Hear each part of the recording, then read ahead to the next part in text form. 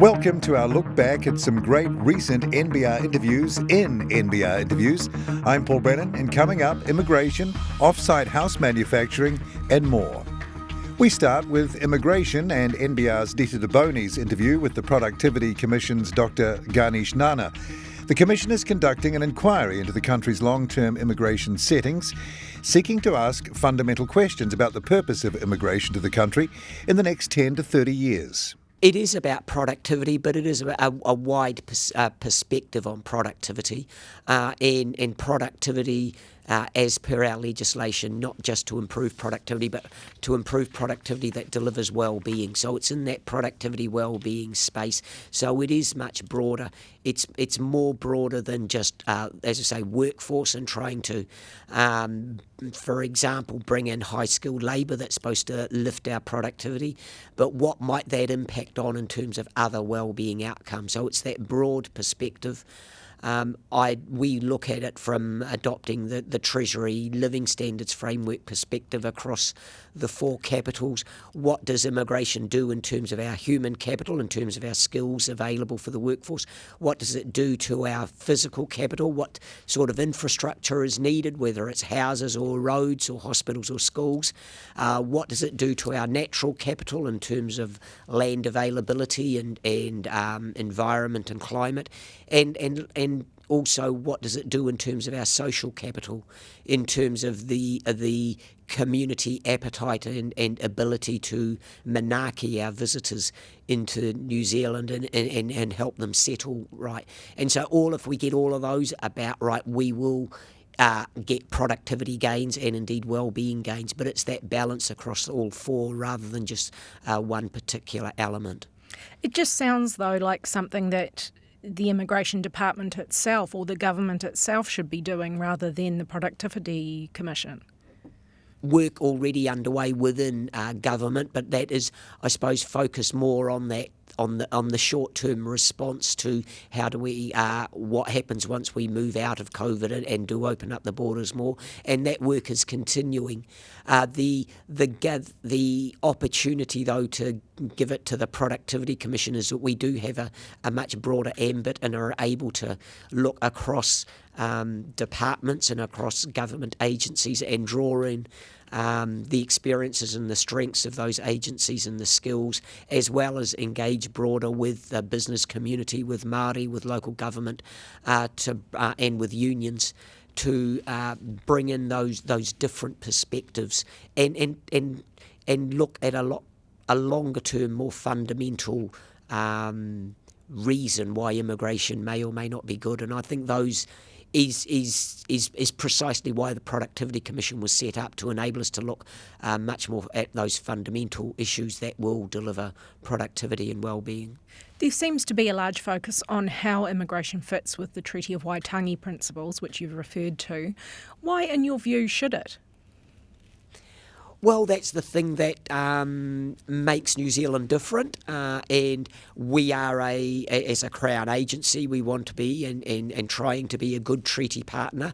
Right at the very beginning, immigration was part of the treaty, not negotiations, part of the treaty in terms of enabling Europeans, enabling the English to come here in the first place was part of that deal.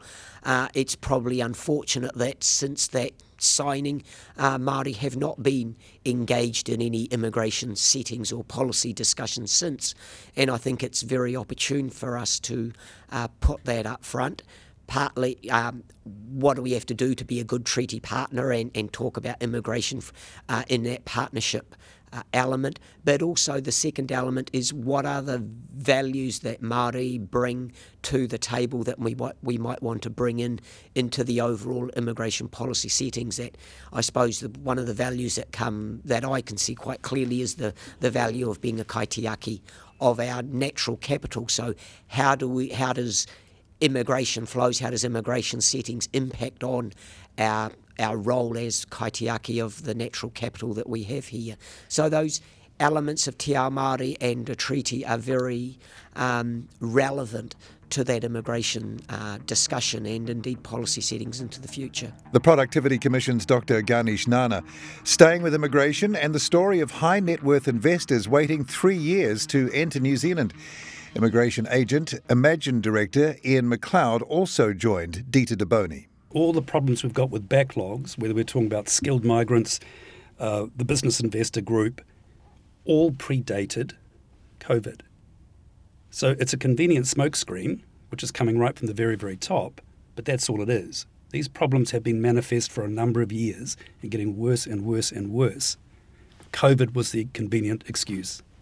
Why have they been getting worse? What's the reason behind this?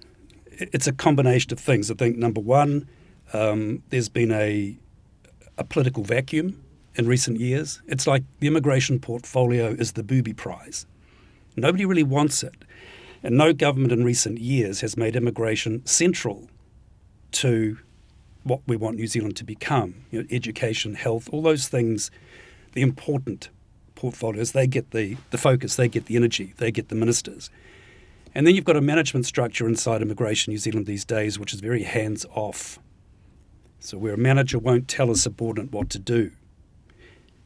And when you couple those two things with the third factor, which is attrition, they turn over staff that would put any other business out of business.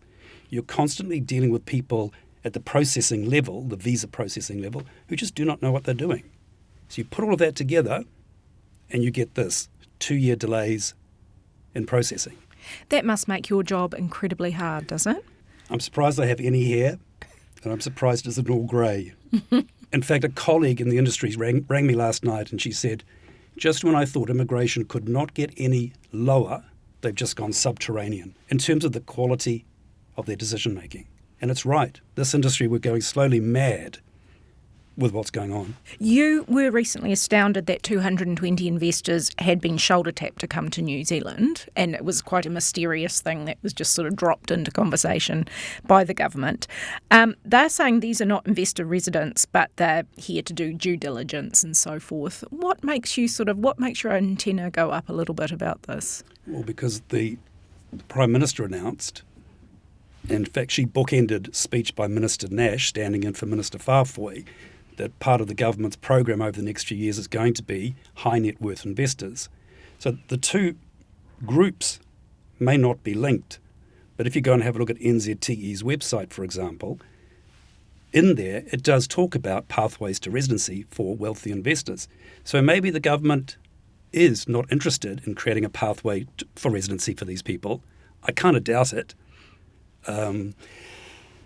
But why would you announce all of this as part of your so-called immigration reset if it was more an economic thing rather than economic plus immigration? If someone pitches up in front of you, which they do all the time, with money and perhaps an intention to invest, what are you telling them about waiting times? The truth. Which is? Well, if they're prepared to go and sit in a queue for 2 years and then another 6 to 12 months to be processed in order to move here, then we'll represent them. And what do people likely say when you say that to them? You're joking. You're joking. We're supposed to be the people the government wants. Red carpet treatment. The business migration branch is the jewel in the immigration crown, apparently. But you're telling us we might be waiting 3 years to come and make an investment in your country. Yep. And they can go anywhere in the world, these people? Pretty much. I mean, we do Australia as well as New Zealand. And we're increasingly saying to people, and this hurts me, I'm a Kiwi, forget New Zealand, go to Australia. Not because there's more opportunity, but because there's greater certainty for them. The timelines are more certain. They haven't shut their borders down to permanent residents. So why would you put up with this circus? Yeah. For something that'll take maybe half the time?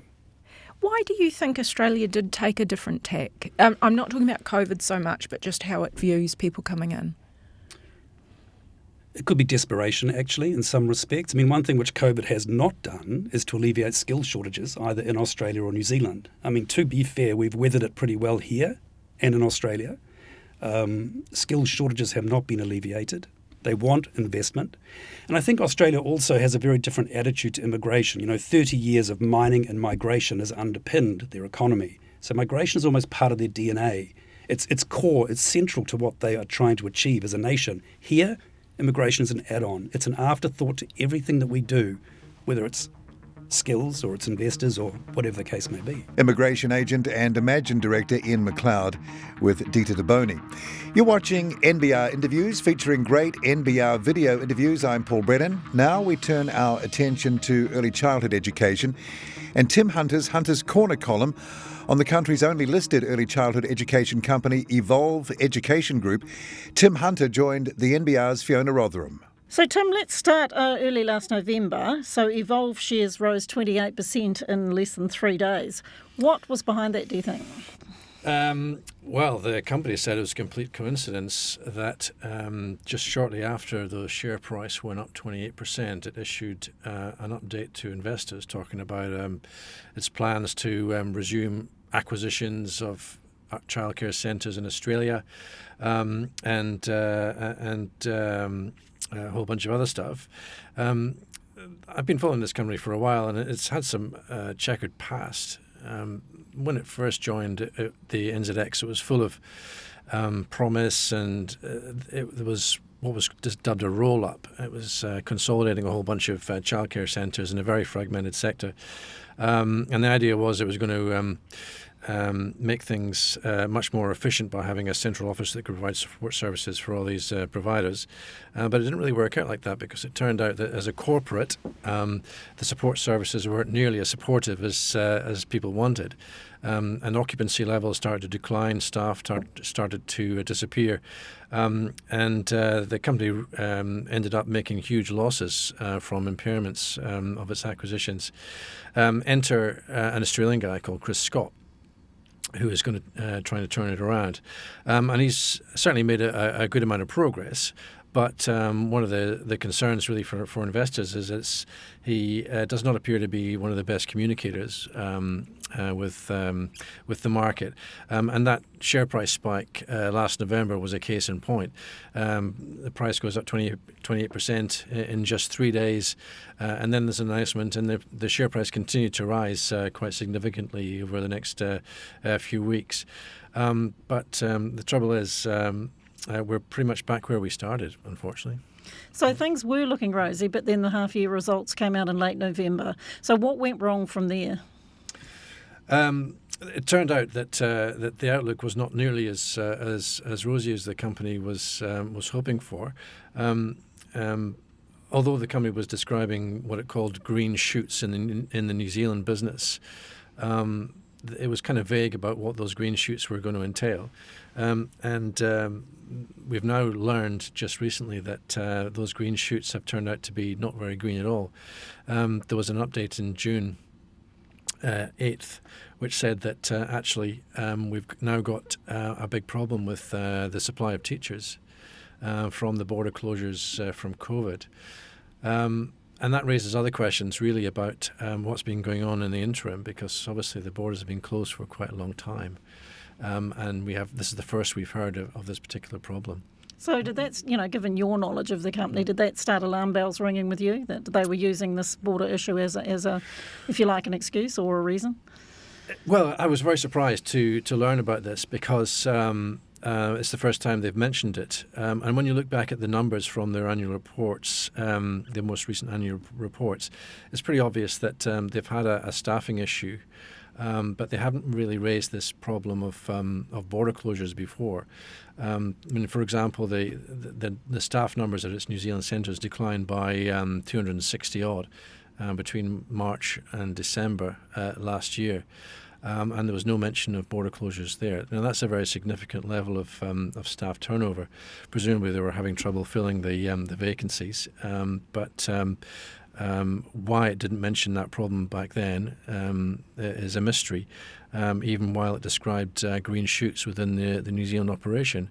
And so I think there are concerns about the way this company is communicating with investors, and perhaps it's no surprise to see the share price back down to where it was before that big spike late last year.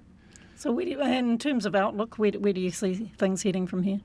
Well, this year is going to be another flat one for Evolve, according to its its latest update.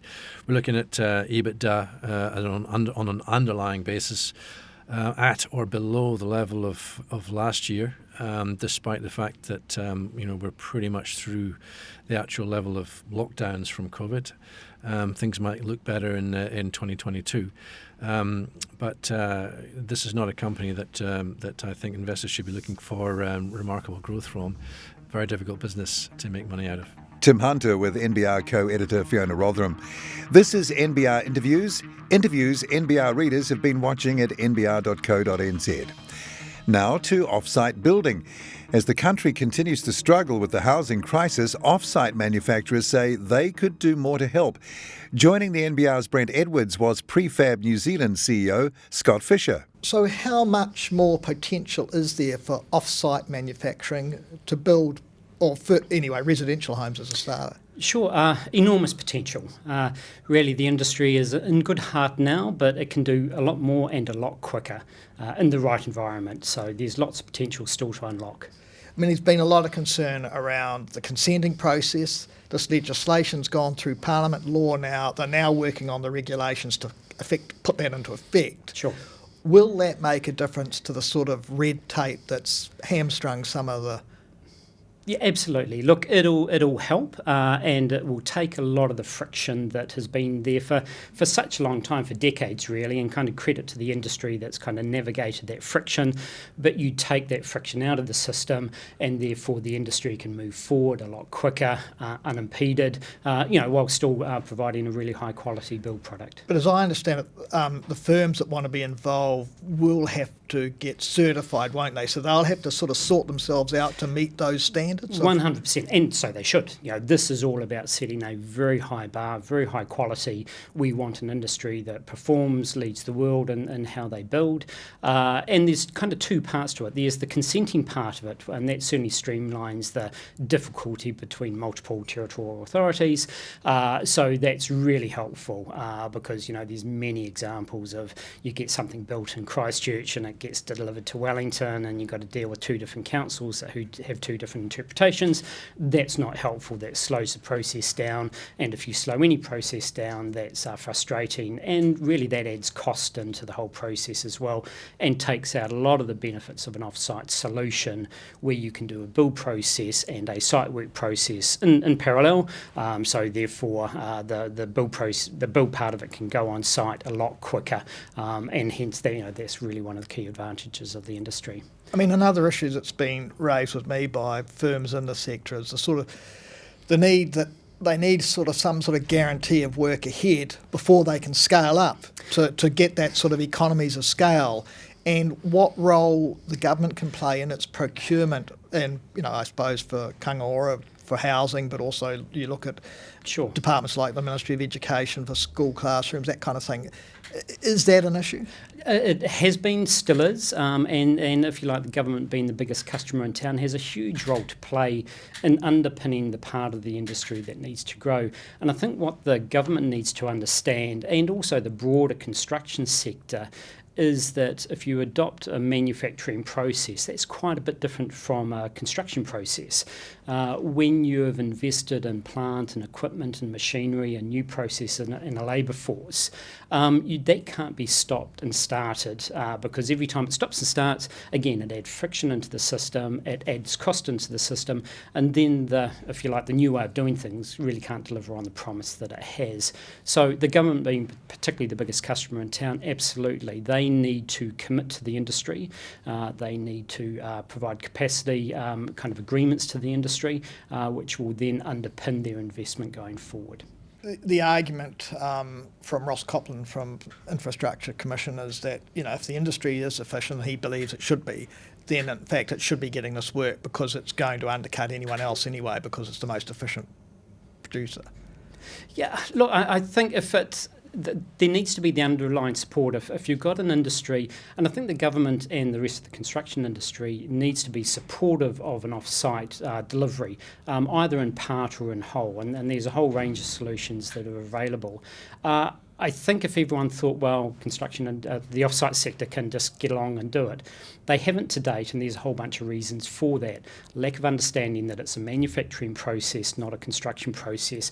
Imagine if the automotive industry, if they stopped and started. And I think when society, when industry, when government wants the industry to change, they need to be much more supportive around how they help that industry, and also to ensure that mainstream construction adopts an off-site strategy, because then that provides volume into this part of the industry, and it will then grow. Prefab New Zealand CEO Scott Fisher. This is NBR Interviews, the top video interviews from nbr.co.nz. We finish on a book review by former NBR editor Neville Gibson. The book is Labour Saving, a memoir by former Labour politician and Cabinet Minister Michael Cullen. Neville joined me in the NBR studio. Yes, it's an interesting approach that Michael Cullen has done in this book, which basically is a very forensic. It starts with his birth and goes right through to what he did the minute he stopped writing the book, effectively. But the Saving Labour one's interesting because he came into Parliament in 1981 at the same time as a number of other academics, and this is part of the Labour Party being taken over by the middle class, particularly those in universities. Mainly it was dominated in Auckland, of course, by people we well know, Helen Clark, David Longy, Michael Bassett and so on. But Cullen was based in Dunedin, and while he was an academic, it was very much a working class area, and he sided, essentially he was the opposition to these academics in Auckland, and he considered himself, of course, much brighter than many of them because of their lack of knowledge of economics. And how did he do in those early years? I mean, it's going back a long way. Did he come in with a splash, or was it a slow sort of ramp up? Oh no, he was very much on the sidelines during the Roger Douglas, David Longy government. In fact, he more or less admits he had social welfare and a few other, an associate minister of finance, but he was pretty much sidelined by Roger Douglas and didn't like hardly anything that Roger Douglas did, and he's quite scathing in his criticisms of Roger Douglas, sort of picking up ideas, running with them, and then picking up new ideas rather than having a very consistent Labour-type philosophy. But that didn't mean Cullen didn't support a lot of those reforms in that Labour government, which collapsed in 1990. So in that first Labour government he was in, which was in his second term of Parliament, he basically was on the sidelines, and it wasn't until Helen Clark was elected as a leader and Labour got back in again after 3 terms of national government that he was able to put his stamp on the economic policy of the Labour Party, which was basically to undo a lot of the Rogernomic reforms, but not all of them. Do you get a sense from what he writes about, well, 48 years is a long period of time, but in those early years, what sort of personality he was behind the scenes? Was he, like a quiet organiser?